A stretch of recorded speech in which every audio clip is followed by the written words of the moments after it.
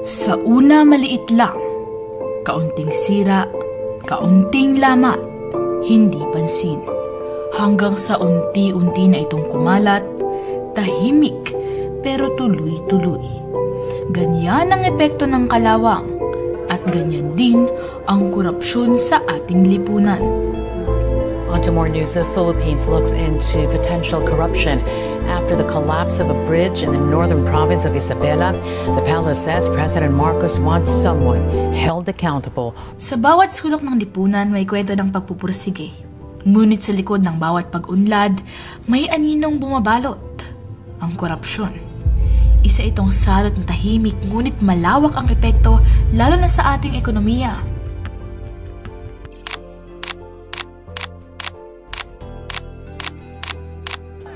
Ang korupsyon ay ang maling paggamit ng kapangyarihan para sa pansariling interes. Mula sa maliliit na lagay hanggang sa malakihang pandarambong sa kaban ng bayan, lahat ito ay may epekto sa ating ekonomiya. Ayon sa pinakabagong Corruption Perception Index, ang Pilipinas ay nasa ika-115 na pwesto mula sa 180 na bansa. Isa itong malinaw na patunay kung gaano kalaganap ang katiwalian sa ating sistema.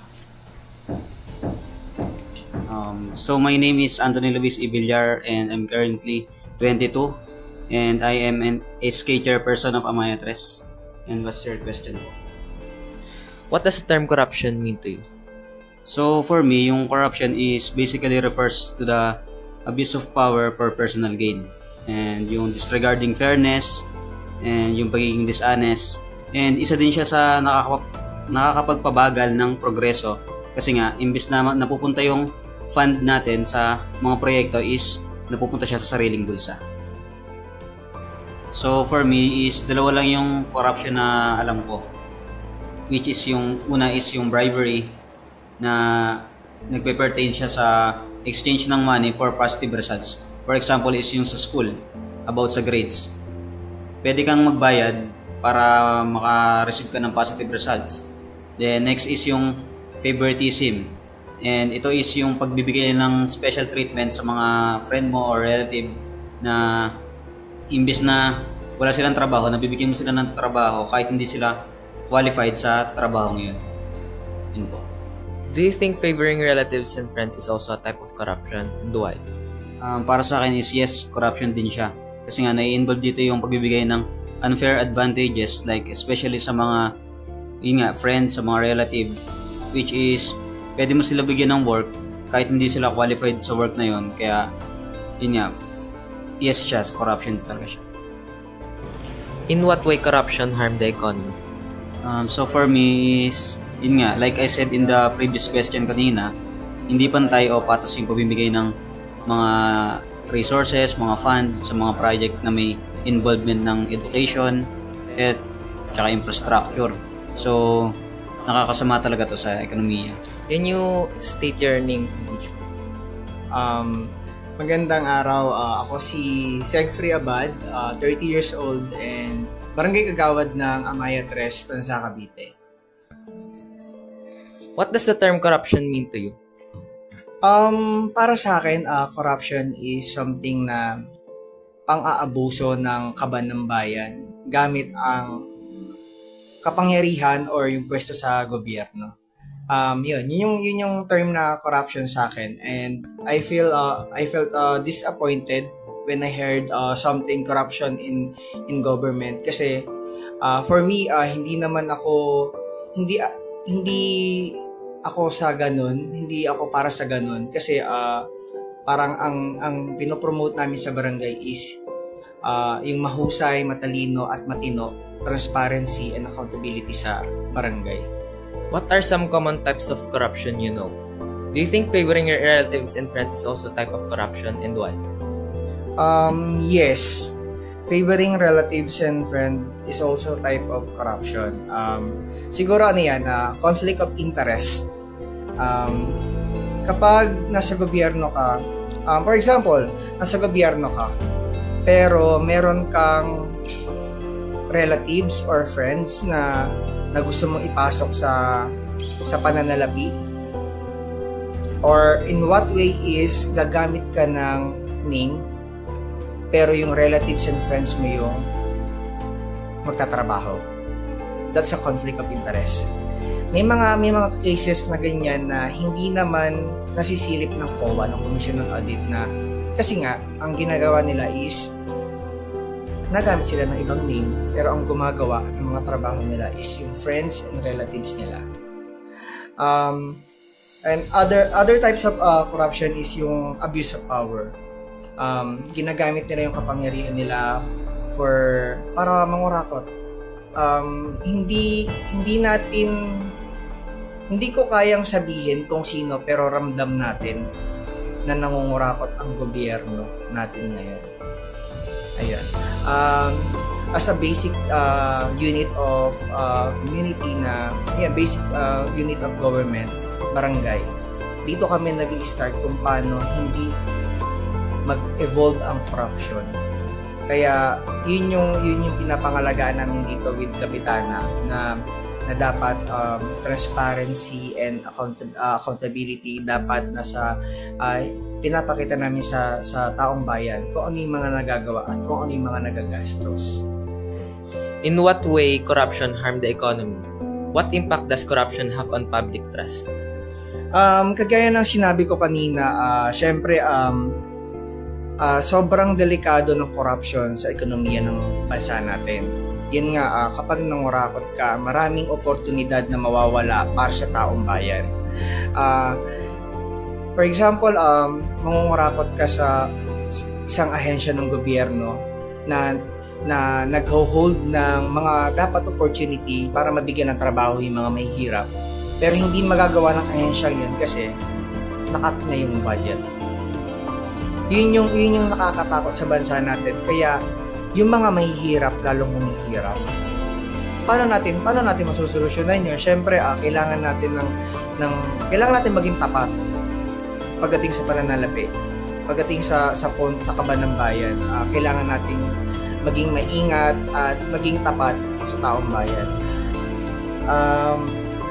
Yun din, nasabi ko rin kanina na holding a public office is a public trust. Para sa akin, napaka-importante sa akin. Simula nung naupo ako bilang barangay kagawad, ito yung pinapangalagaan ko na dapat makuha ko rin yung tiwala ng mamamayan, ng taong bayan sa akin pagdating sa budget. Maging tapat ka sa pananalapi. Kasi nga, yun nga, public office is public trust. Napakahalaga sa akin ng napakahalaga sa akin ng katagang yun. Kasi nga, once you are a public servant, dapat maging matalino at tapat kang lingkod bayan. What does the term corruption mean to you? Corruption means to me, para sa akin, isang korupsyon ay isang pinakapangit na salitang maririnig ko para sa bansa. Does corruption affect society? Malaki. It affects so much, no? Kasi pag kami korupsyon, walang kwenta ang bansa. Hindi aangat, hindi unlad. The term corruption din. Corruption means getting money that is not your own. Second, what does corruption, how does corruption affect society? Siguro pinaka-naapektuhan is yung nasa pinakailalim ng triangle. Diba? Middle class, lower class, top level. So yung pinaka-naapektuhan siguro is yung mga mahirap kasi they are not aware and they are not educated doon sa society natin. So, because they are not educated, mahirap i-force ko ano yung mga tama at mali na dapat nilang gawin bilang isang nasa pinakailalim ng ating society. What does the term corruption mean to you? Corruption is a criminal offense done by an organization or a certain group of people. How does corruption affect society? Corruption will cause the people having no trust to the government, or worse, it will lead the people to be against the government because of the different corruption. Sa bawat pisong ninanakaw, may buhay na naaapektuhan.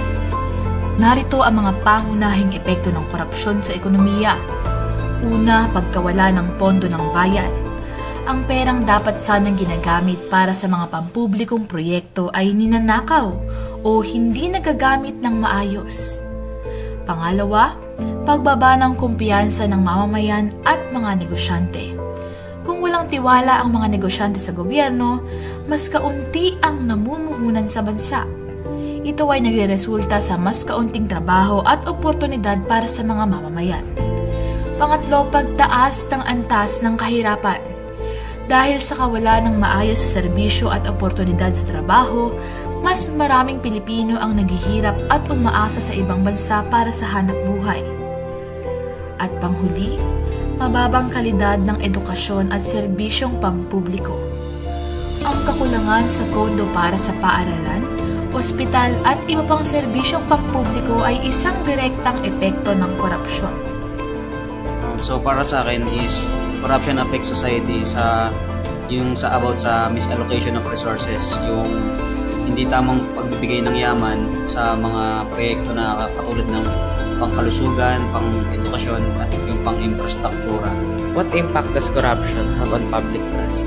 So for me, corruption damages public trust in government and institution when the people see that the official use it for personal gain. This can lead to disengagement and lack of participation sa mga projects o event na gagawin. So, dahil bakit nga sila sasama sa mga projects or event na yon kung alam naman nilang mali na yung mga ginagawa? Sa tingin ko may mga, ang corruption kasi isa something domino effect. Kapag nangurakot ka sa kaban ng bayan, maapektuhan ang economy, social, environmental, health, at the same time the political. For example, sa economy, kukulangin yung mga resources and opportunities para sa kapwa Pilipino natin. Pag nangurakot ka, mawawalan ng mga oportunidad tong mga tao na makapagtrabaho. Second is social, yun yung erosion of trust. Public office, holding a public office is a public trust. Ibig sabihin, kailangan mo makuha ang tiwala ng tao sa pananalapi pagdating sa gobyerno. Environmental, nawawala ang mga natural resources sa environment. Parang sa akin, itong pangungurakot sa environment is something na kailangan din natin gawa ng mga global issues natin dito hindi lang sa Pilipinas, kundi sa buong mundo. At yung health, syempre ito yung pinaka-importante sa mamamayan, sa mga Pilipino na kapag nangurakot ka sa kaban ng pangkalusugan, napakahirap. Pag dumating ang mga pandemya, dumating ang yung mga sakit na hindi natin inaasahan, kapag nagkulang ang pondo natin dito, talo tayo. It's either mamamatay na lang tayo ng wala, hindi na suportahan ng gobyerno. Yan, what are some ways to reduce corruption in our government? In my opinion, para mabawasan ng corruption sa ating government is yung unang-una, especially yung transparency report. Like kagaya sa amin as SK, meron kaming full disclosure policy board dyan na makikita nyo yung mga proyektong ginagawa namin and yung mga fund na nagagamit namin sa proyektong yon. And next is yung public participation, which is ensuring that the public has a voice in decision making para hindi lang lagi yung official yung masusunod sa mga wants nila, kundi is para maiayon o magawa din natin yung mga needs ng bawat tao. Does being aware of what is happening to our government can reduce corruption? Yes, being aware of what is happening in our government can help reduce corruption. If the public knows or monitored what they do, it's hard for them to do unnecessary things inside the government. In order to reduce the corruption, maybe the answer is to educate the youth, especially because they are the ones who are our youth, just like what Rizal said. At the same time, aside from educating the youth, also is to be wise who is going to be the next leader in our country. Kasi lahat naman yan magiging corrupt, but choose the less corrupt. Yun. Maging makatotohanan, turuan maging totoong tao ang bawat isa. So Subalit, ang mga tao kasi mga pera talaga. So, mahirap gawin yan, lalo na sa bansa natin Pilipinas. Pero kung totoo lang ang bawat isa, no? Yun ang isa sa mga paraan na pwede rin. Simulan natin mula sa inyo mga kabataan, kaya nga tayo nag-aaral. Sana huwag tayo magpapilan at huwag tayo magmulang pera para maiwasan natin ang corruption. Okay, so to reduce corruption in the government should be very transparent in every action that they will make. In your opinion, what are some ways to reduce corruption in government? Para mabawasan, siguro hindi dapat bawasan siguro tanggalin talaga. Pinaka na-admire ko yung way ni Mayor Vico Sotto. Kung kilala si Mayor Vico Sotto, napakaganda ng pamamalakad niya sa Pasig. Yun yung gusto kong gayahin dito sa barangay na if you are a leader, kailangan maging matalino ka sa pananalapi. Lahat ng projects niya walang cut. And that cut, pinoprovide niya yun sa mga trabahador niya. Walang JO, lahat lahat regular sa munisipyo nila.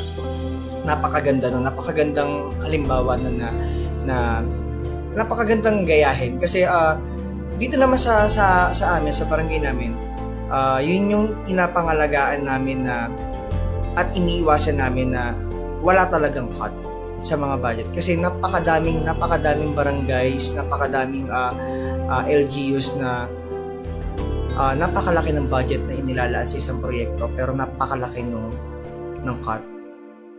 And we avoid that kasi iba yung balik nun Yun yung pinapaniwalaan namin ni Kapitana na iba yung balik nun sa amin at mawawala ang tiwala ng taong bayan sa amin. Second thing is yung pagiging transparent mo pagdating sa budget. Kung ano yung mga nagastos mo for that project, kailangan mo ipakita pagdating ng barangay assembly.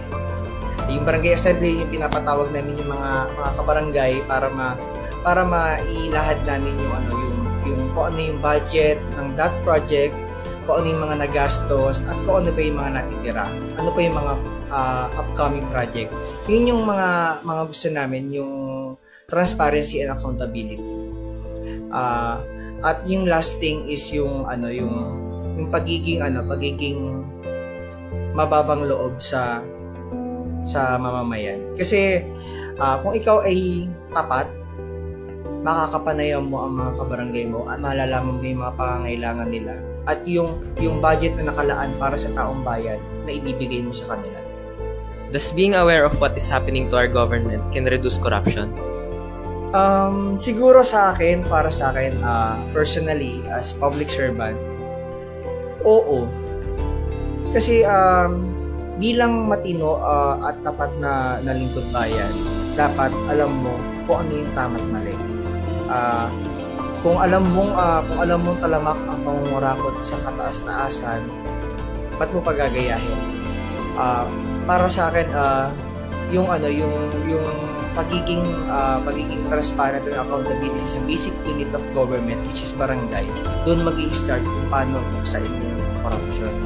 Siguro nakakatulong talaga kasi bakit natin gagayahin yun? Kung ganun yung epekto ng corruption sa kataas-taasan sa taong bayan, which is nagagalit yung taong bayan, bakit corrupt yung nasa taas? Ba't pa natin gagayahin? Kasi babalik tayo sa holding a public office is a public trust. Kailangan natin kunin yung tiwala ng tao. Ang korupsyon ay hindi isang simpleng problema lamang. Ito ay isang hadlang sa ating pag-unlad. Ngunit sa sama-samang pagkilos, may pag-asa tayong mabago ang sistema. Isang mas maunlad na ekonomiya at mas magandang kinabukasan ang naghihintay sa atin basta't sama-sama nating labanan ang katiwalian. Ngayong papalapit na ang halalan, panahon na para itanong, kanino ba natin ipinagkakatiwala ang kinabukasan ng ating kabuhayan? Tama pa bang iasa sa sarili ang lahat kung ang dapat umalalay ay lumalamon pala sa kaban?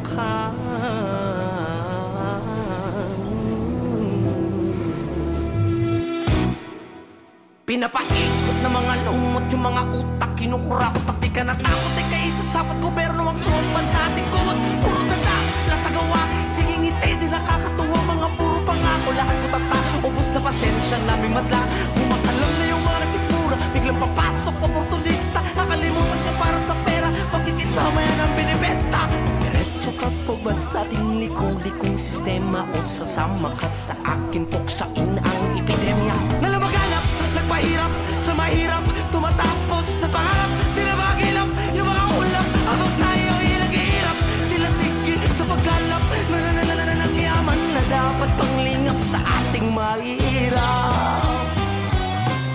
Di ko nilalahat.